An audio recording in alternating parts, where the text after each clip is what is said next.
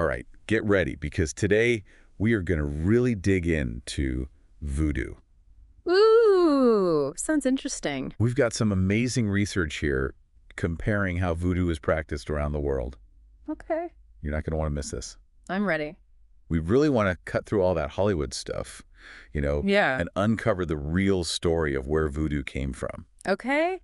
and the surprising different ways that people practice it. I mean, you see it in the movies. Oh, yeah. And did you know that voodoo actually was like a key part of a revolution? Really? Yeah, and it's practiced right here in the U.S., too.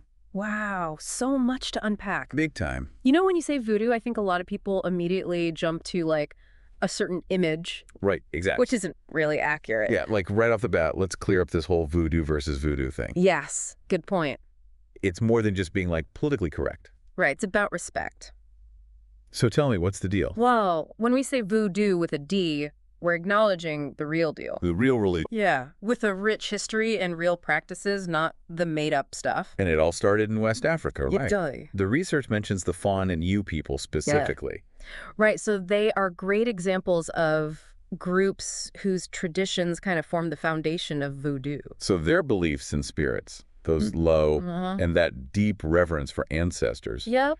those elements show up in pretty much every type of voodoo we're going to be looking at. And they brought those beliefs with them to the Americas. It's incredible how those beliefs not only survived, but, like, flourished Totally. in the face of such adversity. Right. How'd that happen? Well, let's look at Haiti, because that's where voodoo took a really unique turn. Okay. Enslaved Africans weren't just trying to hold on to their old ways, they were actively weaving them into a new reality. Wow.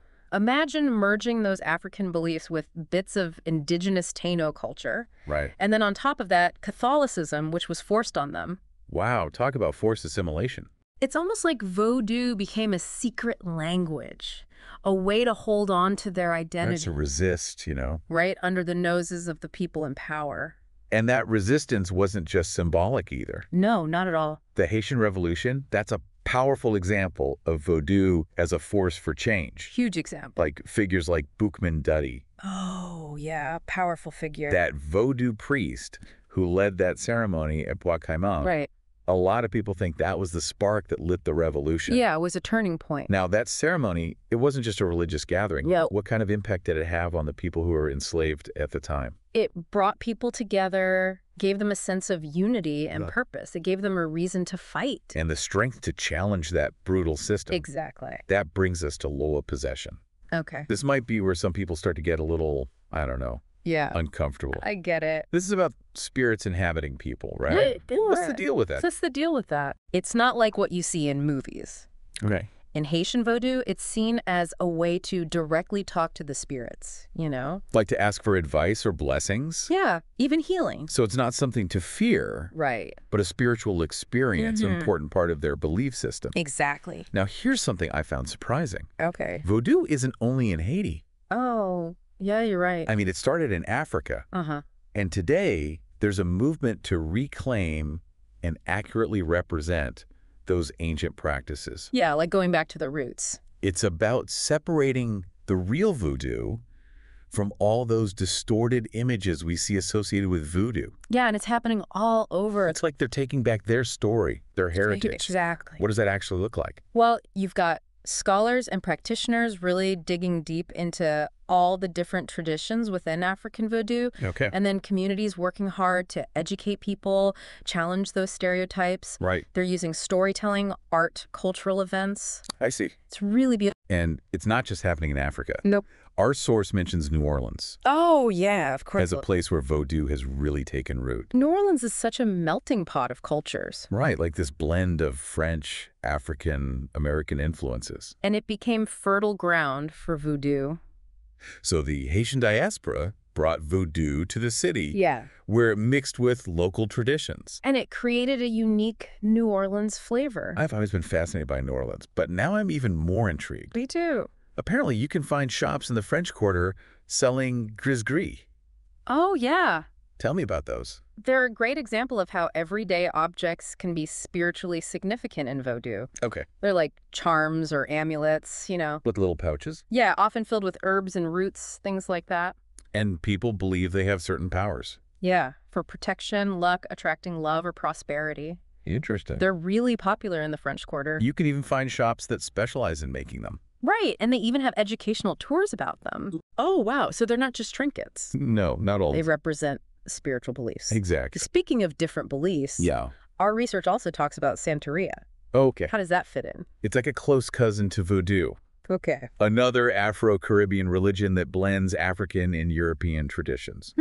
So similar roots, Yeah. but they develop differently. Right. Santeria developed specifically in Cuba, Yeah, okay. blending Yoruba traditions from West Africa with Catholicism. So similar but distinct. Yeah, like Vodou honors Lewa. Right.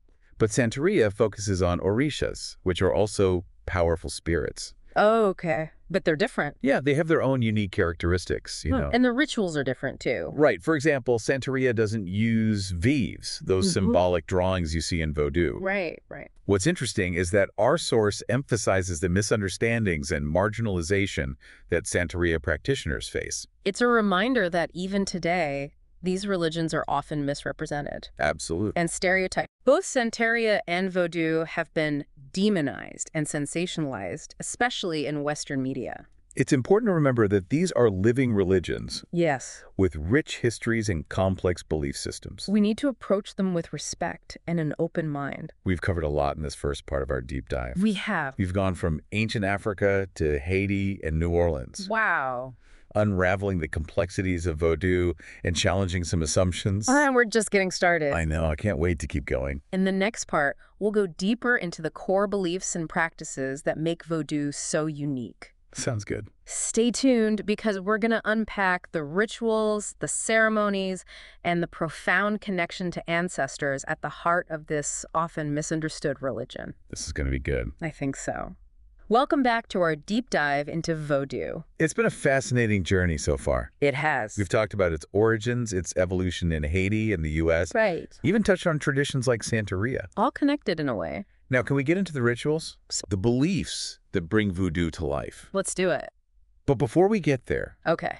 can we revisit the Lua? Yeah. Those powerful spirits, the intermediaries Yes. between us and the divine. Right. What does that really mean? You know, when I first started studying Voodoo, Yeah. what really surprised me about the Lua was how diverse they are and how strong their personalities are. So they're not just these abstract forces. Not at all. They're very real to the people who believe in them. They are a part of their lives. And they represent all aspects of life. Everything. Love, fertility, death, war. So it's not like this one-size-fits-all pantheon. No, not at all. Tell me more about this diversity. Well, you have Ola, like Urzuli Freda, associated with beauty, love, luxury, Interesting. often depicted wearing jewels. Okay. Then you have Ogu, a warrior Ola, embodies strength and protection, Makes sense. often shown with a sword. I see. Each Ola has their own domain, Right. their own stories, their own preferences for offerings and rituals. So how do people relate to the Lula? That's a great question. Is it just blind obedience? No, it's much more nuanced than that. Oh. Voodoo practitioners build personal relationships with Ola. Like family almost. Exactly. They show respect through offerings, songs, dances. And in return, they ask for guidance and blessings. Exactly. It's a give and take. So how does this play out in the rituals? Well, the rituals are where it all happens. Okay. Imagine this vibrant ceremony filled with drumming, singing, dancing. Creating an atmosphere. Yeah, charged with energy. The air thick with incense. The rhythmic beat of the drums. And elaborate costumes. It's a full sensory experience. I can almost feel it. But there's a deeper purpose. Right. It's not just a show. No, these rituals are a bridge between the human and spiritual realms. A way to connect with the Lula. Yes, honor their presence, ask for their help in everyday life. You see altars dedicated to specific law. Oh. Decorated with offerings. Food, flowers, candles. Even rum, right? Oh, yes, the rum. What's the deal with the rum? It's believed that certain offerings Like rum? can appease the Lula, attract them. Show respect. It's acknowledging their power. You know, the rum just shows how voodoo is woven into everyday life. Absolutely. It's not just a set of beliefs. It's part of their culture. Their traditions. Speaking of traditions, Yeah. we talked about ancestor veneration before. Right? Honoring one's ancestors. It's fundamental to Voodoo. It's not just remembering them. No. It's an active relationship. Right. Vodou practitioners believe their ancestors watch over them. Like guardian angels. In a way, yes, they're seen as protectors. Sources of wisdom. And they help connect the living with the divine. So how do people actually do that? Well, you often see ancestral altars in Vodou homes, Okay. dedicated to honoring and talking to those who came before. And they make offerings? Yes, share stories, ask for advice. It's keeping those connections alive. Recognizing that life is a continuum. And the ancestors are still part of the community. That's a beautiful way to put it. It's a legacy of wisdom passed down through generations. Exactly. We've talked a lot about the positive side of voodoo, Yeah. but there are also a lot of misconceptions, Oh, there are. fears surrounding it. In fact, we talk about those. Absolutely. Like the whole black magic thing. Right. One of the biggest misconceptions is this association with black magic or curses. So authentic Vodou is not about that. No, it's about healing, balance, community, Harnessing energy for good. not for harm. So the whole voodoo doll image, Yeah, that's pure Hollywood. it's a distortion. It is. It's a gross distortion of what voodoo is really about. But these misconceptions come from somewhere.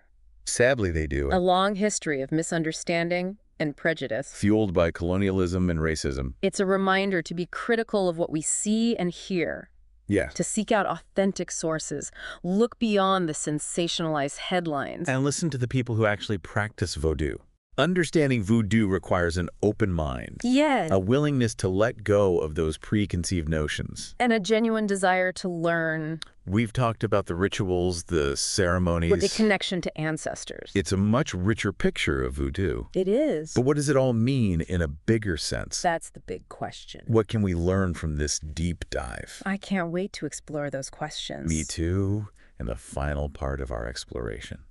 We're back for the final part of our deep dive into voodoo. I can't believe how much ground we've covered. From its origins in West Africa to its presence in Haiti and the U.S. And all those rituals and beliefs. That's been fascinating. It really has. And you know what's struck me the most? What's that? Just how resilient Vodou is. Oh, yeah. I mean, think about it. Centuries of oppression, forced migration, cultural clashes. It's incredible it survived. More than that, it thrived. It's a testament to its power. Definitely, it became a source of strength and identity for so many people around the world. It makes you wonder, what does that resilience tell us about cultural heritage and spirituality? It says a lot about our need for connection, Right. for something that goes beyond just the material world. Right. You know, Vodou was a lifeline for people facing unimaginable hardship. They held on to it. They held on to their identity, resisted oppression, drew strength from their ancestors and beliefs. And they didn't just cling to the past. No, they adapted, they evolved. Voodoo keeps changing and growing. Right, while staying true to its core. Like in New Orleans. Perfect example. It's absorbed French, Spanish, indigenous cultures. Such a unique blend. A reflection of the city's history. It's fascinating. We've unpacked the history, the rituals, the beliefs. Yeah. But what does it all mean? That's the question, isn't it? What can we as listeners take away from all this? I think understanding Vodou, truly getting it, Yeah. it means facing our own biases. You mean, like, why do we judge things that are different? Exactly. Why are we so quick to label something as weird or scary just because we don't know about it? Where do those stereotypes come from? That's what we need to ask ourselves. You're challenging us to look inward, Yes. question the narratives we've been given. And that's a powerful thing to do. So what can voodoo teach us? Well, with its focus on community, Respect for ancestors. yeah, and connection to nature, it offers a different perspective A different way of seeing the world. and relating to each other. It's expanding our understanding of what spirituality means There are so many ways to connect with the divine. and find meaning in life. As we wrap up this deep dive, It's been quite a journey. I want you to think about this. Okay. What can Voodoo teach us about resilience, about adapting to change, about the power of spirituality? We've gone from ancient Africa to modern-day New Orleans. From rituals to beliefs. We've learned that voodoo is so much more than those spooky stories and Hollywood cliches. It's a reminder that human experience is rich and diverse. There's always more to learn and explore. And to understand. So, let's leave you with this final thought. Okay. What if we embrace the unknown instead of fearing it? I like that. What if we approach different cultures with curiosity instead of judgment? The world would be a better place. It would be a richer, more connected world. Until our next deep dive, keep those minds curious and those hearts open.